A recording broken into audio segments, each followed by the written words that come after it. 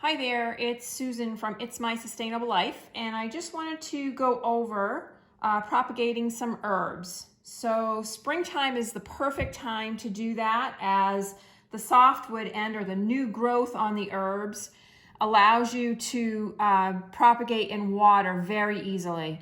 So I've got three different stems here of herbs, two of lavender, one of tarragon. And I just wanted to go over the difference on the stems themselves.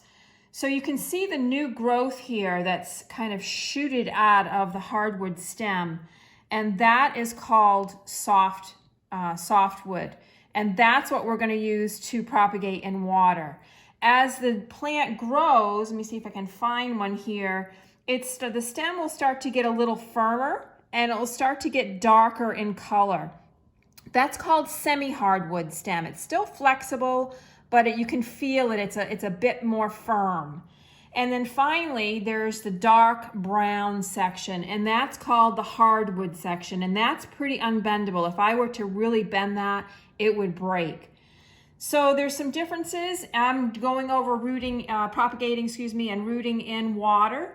And again, the softwood stage is where we want to do that. So this piece of lavender here will really show how I can do that easily. So what you want to do is you want to remove the bottom leaf nodes from the stem itself, and you can just take your fingers and pinch it off, or you can use a sharp scissor or knife to cut it off. What you don't want to do is you don't want to peel down the stem or injure the stem in any way. So go ahead and you can release all those bottom leaves. You want a good couple inches of exposed stem. And once that's done, I'm going to go ahead and just place it in water.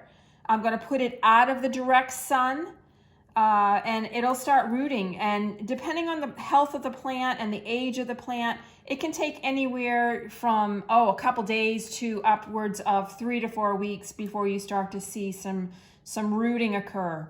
Once the rooting has occurred, then I can go ahead and I can start, hardening off those roots by dropping in a few pebbles for about a week or so, and then I can plant it into my garden once they're hardened off. So once that stem is removed, I just go ahead and plop it in. You don't want any leaves to be down into the water itself.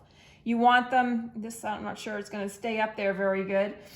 You want them above water so that you don't create any bacteria in the water itself. And you want to change that water, I would say every 3 days, to make sure that there's no bacteria. So you want the stem to be down into the water as much as possible. I'm going to have to get a different jar here to show you that.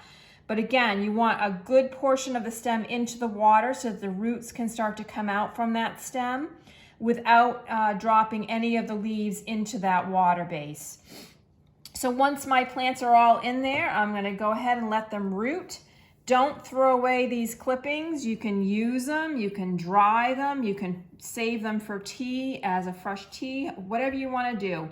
So thanks for joining It's My Sustainable Life. I hope this helps you out a bit in propagating your own herbs and creating a few free plants.